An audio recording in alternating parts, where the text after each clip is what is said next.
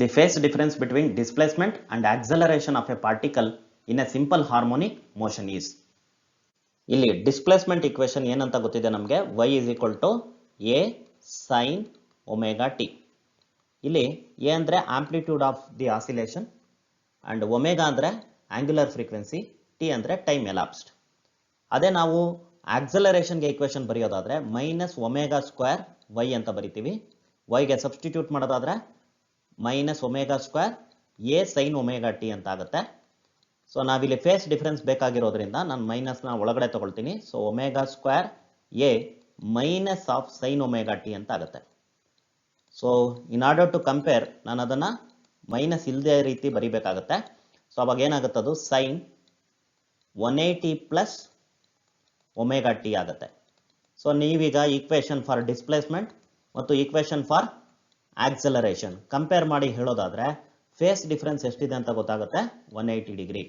ಹಾಗಾಗಿ ಸರಿಯಾದ ಆನ್ಸರ್ ಏನಾಗಿದೆ ಇಲ್ಲಿ, option D, pi radian. A long solenoid of 50 centimeter length having 100 turns carries a current of 2.5 ampere. The magnetic field at the center of the solenoid is mu naught equals 4 pi into 10 to the power minus 7 Tesla meter per ampere. ಇಲ್ಲಿ ನಮಗೆ magnetic field at the centre of the solenoid ಏನಂತ ಗೊತ್ತಿದೆ, mu naught N I. Mu naught ಅಂದರೆ permeability of free space. ಅವ್ರು ಕೊಟ್ಟಿರಲಿಲ್ಲ ಅಂದರೂ ನಿಮಗೆ ಈ ವ್ಯಾಲ್ಯೂ ಗೊತ್ತಿರಬೇಕಾಗತ್ತೆ, 4 pi into 10 to the power minus 7 SI units.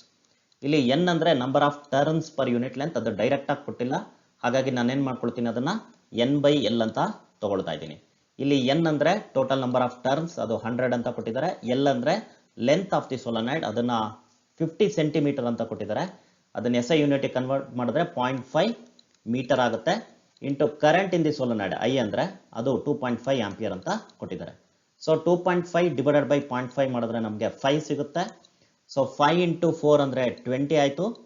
Pi value ನಮಗೆ 3.14 ಅಂತ ಗೊತ್ತಿದೆ. 100 ಇಂಟು 10 ಪವರ್ ಮೈನಸ್ 7 ಮಾಡಿದ್ರೆ 10 ಪವರ್ ಮೈನಸ್ 5 ಆಗುತ್ತೆ.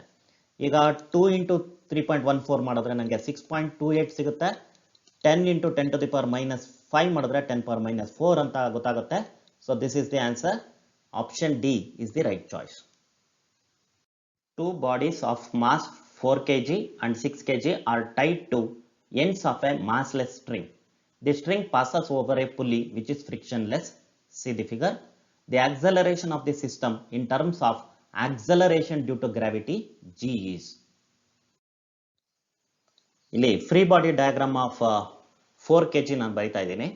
ಸೊ ಅದಕ್ಕೆ ವೆಯ್ಟ್ ಏನಿದೆ ಅದು ಆಕ್ಟಿಂಗ್ ಡೌನ್ವರ್ಡ್ಸ್, ಅದು ಎಷ್ಟಿರುತ್ತೆ mg. ಮತ್ತು ಅದರ ಮೇಲೆ ಇನ್ನೊಂದು ಅಪ್ವರ್ಡ್ ಫೋರ್ಸ್ ಆಕ್ಟ್ ಆಗ್ತಾ ಇದೆ, ಅದು ಟೆನ್ಷನಲ್ ಫೋರ್ಸ್, ಅದನ್ನು ಟಿ ಅಂತ ತಗೊಳ್ತೀನಿ. So 6 kg mass downward motion ಇರುತ್ತೆ, ಅದಕ್ಕೆ ಆಕ್ಸಲರೇಷನ್ ಎ ಇದೆ ಅಂತ ಅನ್ಕೊಳ್ಳೋಣ. ಸೊ ಅದ್ರ ಮೇಲೆ ಆಕ್ಟ್ ಆಗ್ತಾ ಇರೋ ಫೋರ್ಸಸ್ನ ನಾನು ಬರೆಯೋದಾದ್ರೆ ಅದರ ಫೋರ್ಸ್ ಏನಿದೆ mg. ಸೊ ಇಲ್ಲಿ m ಡ್ಯಾಶ್ ಜಿ ಅಂತ ತಗೊಳ್ತೀನಿ. ಸೊ ಅದ್ರ ಮೇಲೆ ಇನ್ನೊಂದು ಫೋರ್ಸ್ ಆಕ್ಟ್ ಆಗ್ತಾ ಇದೆ, ಅದು tension which is acting upwards. So ಈಗ ನನಗೆ net force acting on 6 kg mass ಬರೆಯೋದಾದ್ರೆ ನನಗೆ ಏನಂತ ಗೊತ್ತಿದೆ, m ಡ್ಯಾಶ್ ಜಿ. ಅದನ್ನು ನಾನು 6g ಅಂತ ಬರಿತೀನಿ. ಸೊ 6g ಯಾಕಂದರೆ ಮಾಸ್ 6 kg ಅಂತ ಕೊಟ್ಟಿದ್ದಾರೆ, minus T is equal to ಏನಾಗುತ್ತೆ, ನನಗೆ 6 ಇಂಟು ಎ ಆಗುತ್ತೆ, which is according to Newton's laws of motion. So net force is equal to mass into acceleration. So ಈಗ ನಾನು 4 kg ಮಾಸ್ಗೆ ಈಕ್ವೇಶನ್ ಬರೆಯೋದಾದ್ರೆ ಟಿ ಮೈನಸ್ ಅದಕ್ಕೆ ವೆಯ್ಟ್ ಎಷ್ಟಿದೆ mg. ಸೊ ಮಾಸ್ 4 kg ಅಂತ ಗೊತ್ತಿದೆ, ಹಾಗಾಗಿ 4g ಆಗುತ್ತೆ ಅದರ ವೆಯ್ಟು, ಇಸ್ ಈಕ್ವಲ್ ಟು ಅದಕ್ಕೆ ಇರ್ತಕ್ಕಂತಹ ಫೋರ್ಸ್ ಎಮ್ ಎ ಅಂತ ಬರೆಯೋದಾದ್ರೆ 4 ಇಂಟು ಎ ಅಂತ ಬರಿಬೇಕು. ಈಗ ಇವೆರಡು ಆ್ಯಡ್ ಮಾಡ್ತೀನಿ ನಾನು. ಇವೆರಡು ಆ್ಯಡ್ ಮಾಡಿದ್ರೆ minus T plus T cancel ಆಗುತ್ತೆ. 6g ಮೈನಸ್ 4g 2g ಆಯಿತು. ಸೊ ಈಗ 6 ಮತ್ತು 4 ಸೇರಿಸಿದ್ರೆ ನನಗೆ 10 ಆಯಿತು. ಸೊ 10a ಅಂತ ಗೊತ್ತಾಗ್ತಾ ಇದೆ. ಸೊ ಹಾಗಿದ್ರೆ ಆಕ್ಸಲರೇಷನ್ ಏನಾಗ್ತಾ ಇದೆ ಇಲ್ಲಿ, a is equal to g by 5 ಅಂತ ಗೊತ್ತಾಗ್ತಾ ಇದೆ, which is given in option B. Option B ನಲ್ಲಿ ಜಿ ಬೈ 5 ಅಂತ ಕೊಟ್ಟಿದ್ರು, ನಾನು ಅದನ್ನು 0.2 ಅಂತ ಟೈಪ್ ಮಾಡಿದ್ದೀನಿ. So answer is 0.2 g. The ratio of contribution made by the electric field and magnetic field components to the intensity of an electromagnetic wave is. C is speed of electromagnetic wave. ನಮಗೆ ಇಲ್ಲೊಂದು concept ಗೊತ್ತಿದೆ, ಇಂಟೆನ್ಸಿಟಿಗೆ contribution from electric field ಮತ್ತು magnetic field ಏನಾಗಿರುತ್ತೆ, equal ಆಗಿರುತ್ತೆ ಅಂತ ಗೊತ್ತಿದೆ. ಹಾಗಾಗಿ ಅವುಗಳ ರೇಷಿಯೋ ತಗೊಂಡ್ರೆ ನನಗೆ 1:1 ಅಂತ ಬರಬೇಕು. ಹಾಗಾಗಿ ಸರಿಯಾದ ಆಯ್ಕೆ option A. In a certain region of space with volume 0.2 meter cube, the electric potential is found to be 5 volt throughout. The magnitude of electric field in this region is. So ಇಲ್ಲಿ ಪೊಟೆನ್ಷಿಯಲ್ಗೂ ಮತ್ತೆ electric ಫೀಲ್ಡ್ಗೂ ಇರತಕ್ಕಂಥ relation ನಮ್ಗೆ ಗೊತ್ತಿದೆ. E equals minus delta V divided by delta X. ಅಂದರೆ negative potential gradient is equal to electric field in the region ಅಂತ ಹೇಳ್ತೀವಿ. ಇಲ್ಲಿ delta V ಏನಾಗಿರುತ್ತೆ, 0 ಆಗಿರುತ್ತೆ. ಯಾಕಂದ್ರೆ potential is not at all changing, it is same throughout ಅಂತ ಕೊಟ್ಟಿದ್ದಾರೆ. ಹಾಗಾಗಿ ಎಲೆಕ್ಟ್ರಿಕ್ ಫೀಲ್ಡ್ ಏನಾಗಿರಬೇಕು, 0 ಆಗಿರಬೇಕು. ಹಾಗಾಗಿ ಸರಿಯಾದ ಆಯ್ಕೆ option D. The average thermal energy for A monoatomic gas is Kb is Boltzmann constant and T absolute temperature. So ಇದು direct question ಆಗಿದೆ.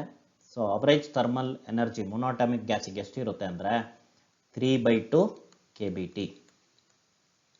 ಸೊ ಸರಿಯಾದ ಆಯ್ಕೆ option A. Find the torque about the origin when a force of 3J cap Newton acts on a particle whose position vector is 2K cap meter. So ಇಲ್ಲಿ ಟಾರ್ಕಿಗೆ ನಮಗೆ ಗೊತ್ತಿರತಕ್ಕಂಥ expression ಏನಾಗಿದೆ, R cross F. So ಈಗ substitute ಮಾಡ್ತಾ ಬರೋಣ. ನಾನು ಮ್ಯಾಗ್ನಿಟ್ಯೂಡ್ನ separate ಆಗಿ ಬರ್ಕೊಳ್ತೀನಿ, ಡೈರೆಕ್ಷನ್ನ separate ಆಗಿ ಬರ್ಕೊಳ್ತೀನಿ. So position vector ಅಲ್ಲಿ ಮ್ಯಾಗ್ನಿಟ್ಯೂಡ್ ಎಷ್ಟಿದೆ, 2 ಮೀಟರ್ ಇಂಟು ಫೋರ್ಸಿನ ಮ್ಯಾಗ್ನಿಟ್ಯೂಡ್ ಎಷ್ಟಿದೆ, 3 ನ್ಯೂಟನ್. ಈಗ ಡೈರೆಕ್ಷನ್ ಸಿಗಬೇಕು ಅಂದರೆ ಆರ್ ಇನ್ನ ಡೈರೆಕ್ಷನ್ ಏನಿದೆ ಅದು K cap. So cross F ನ ಡೈರೆಕ್ಷನ್ ಅದೇನಾಗಿದೆ, ಜೆ ಕ್ಯಾಪ್. ಸೊ ಈಗ 2 ಮೀಟರ್ ಮತ್ತು 3 ನ್ಯೂಟನ್ ಎರಡನ್ನು ಮಲ್ಟಿಪ್ಲೈ ಮಾಡಿದ್ರೆ 6 ನ್ಯೂಟನ್ ಮೀಟರ್ ಆಗುತ್ತೆ. ಇದು ಮ್ಯಾಗ್ನಿಟ್ಯೂಡ್ ಆಯಿತು. ಸೊ ಡೈರೆಕ್ಷನ್ ಏನಾಗುತ್ತೆ ಈಗ ನೋಡ್ಕೊಳ್ಳಿ, ಕೆ ಕ್ರಾಸ್ ಜೆ ಅಂತ ಇದೆ, ಅದು ಮೈನಸ್ ಐ ಕ್ಯಾಪ್ ಆಗುತ್ತೆ. ಸೊ ಹಾಗಾಗಿ ಸರಿಯಾದ ಆಯ್ಕೆ ಏನಾಗಿರುತ್ತೆ, option B, minus 6 i cap newton metre. The mean free path for a gas with molecular diameter d and number density n can be expressed as. ಇದಕ್ಕೆ direct ಆಗಿ ನಿಮ್ಗೆ answer ಗೊತ್ತಿದ್ರೆ ಒಳ್ಳೇದು. ಸೊ ಲ್ಯಾಂಬ್ಡಾ ಅಂದ್ರೆ ಮೀನ್ ಫ್ರೀ ಪಾತ್ಗೆ ಏನು expression ಬರುತ್ತೆ, 1/√2n/d². ಇದನ್ನ ತುಂಬಾ ರೇರ್ ಆಗಿ ನಾವು ಯೂಸ್ ಮಾಡೋದ್ರಿಂದ ಮರ್ತೋಗಿರುವ ಚಾನ್ಸಸ್ ಕೂಡ ಇರುತ್ತೆ.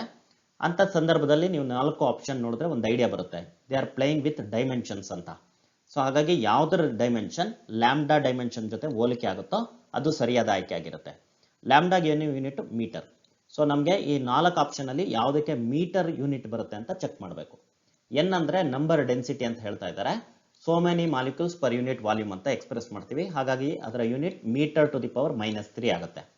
ಡಿ ಅಂದ್ರೆ ಡಯಾಮೀಟರ್ ಆಫ್ ದಿ ಮಾಲಿಕ್ಯೂಲ್ ಅಂತ ಹೇಳ್ತಾ ಇದೀವಿ. ಹಾಗಾಗಿ ಅದರ ಯೂನಿಟ್ ಮೀಟರ್ ಆಗಿರುತ್ತೆ. ಸೊ ಮೊದಲನೇ ಆಪ್ಷನ್ ನೋಡೋಣ.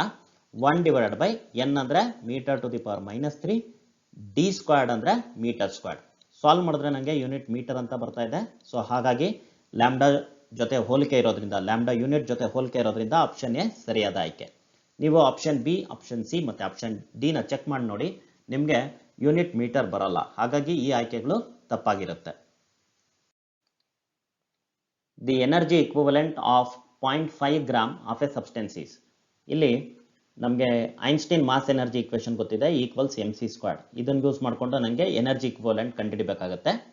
ಎಮ್ ನ 0.5 ಗ್ರಾಮ್ ಅಂತ ಕೊಟ್ಟಿದ್ರೆ ಅದನ್ನ 1/2 × 10⁻³ kg ಅಂತ ಬರ್ಕೊಳ್ಬೋದು.